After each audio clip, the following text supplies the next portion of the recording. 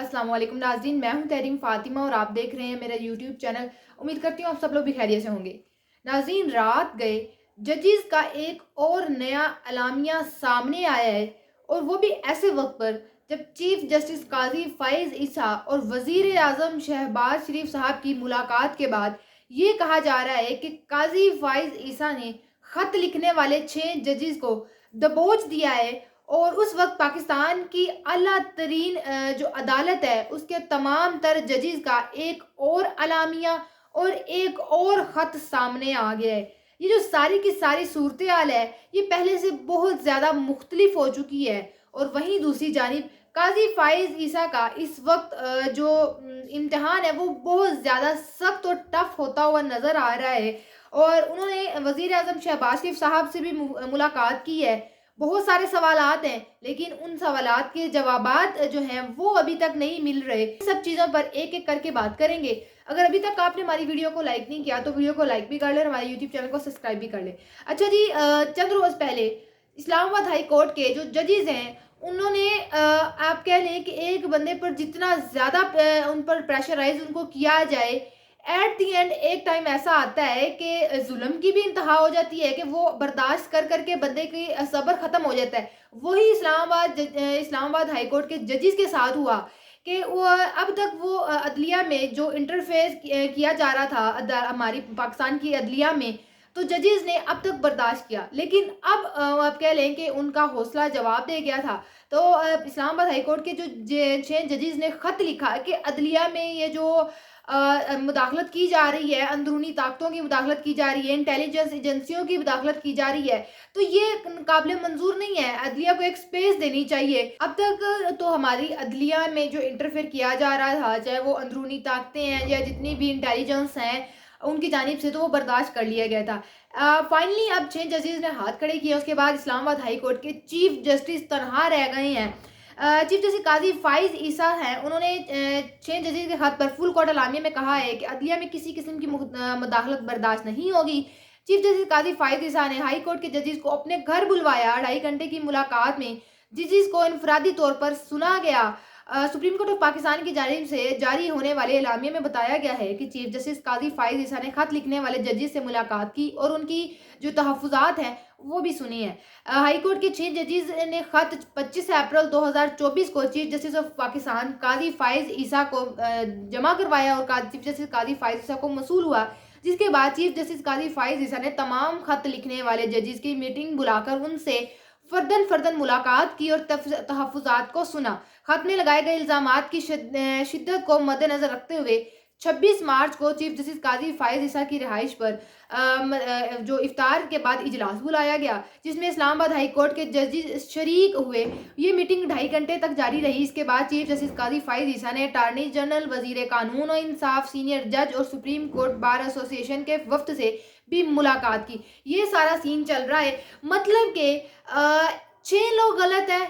Chief justice of Pakistan अभी भी अपने आप को साबित करने में लगे हुए हैं कि पाकिस्तान की जुडिशरी में, पाकिस्तान की अदलिया में कोई मुदाखलत नहीं होती। पाकिस्तान का देखा जाए, पाकिस्तान का मीडिया भी आज़ाद है, पाकिस्तान की अदलिया भी आज़ाद है।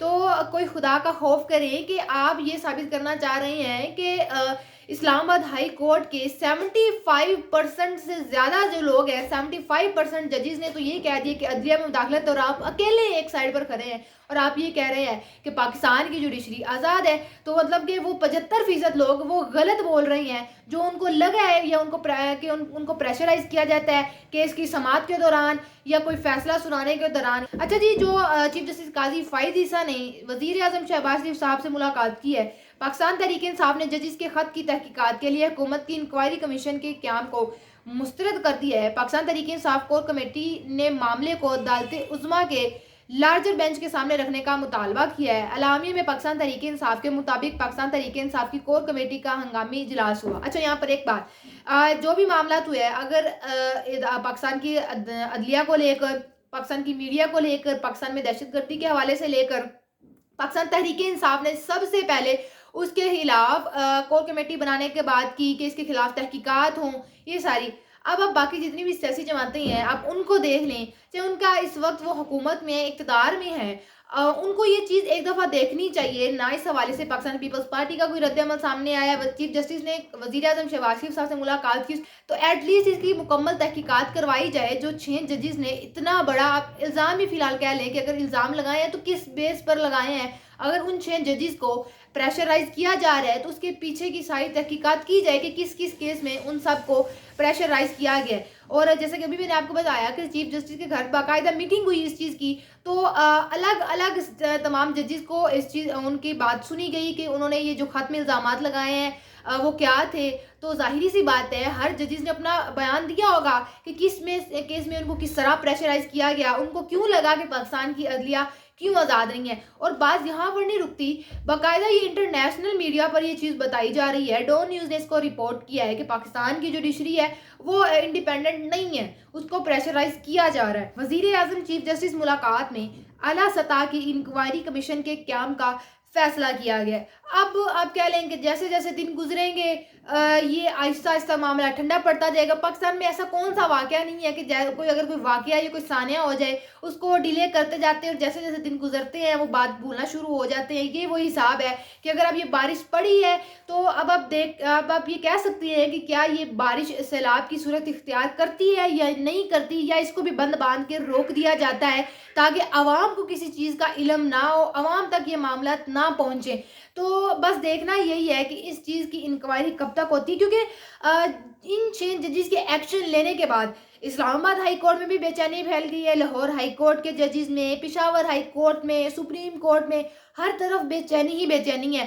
तो अब बस एट द एंड यही देखना है कि ये बारिश का पहला कतरा था, बारिश हुई है तो अब ये तूफ़ान की सूरत इख्तियार करेगी या नहीं करेगी, इसकी एंड पे क्या होगा, इन सब चीज़ों की तहकीकात होती है या नहीं होती। तो ये था हमारा आज का व्लॉग। आपसे इंशाल्लाह मुलाकात होगी अगले व्लॉग में। अपना बहुत सारा ख्याल रखिएगा। अल्लाह हाफ़िज़।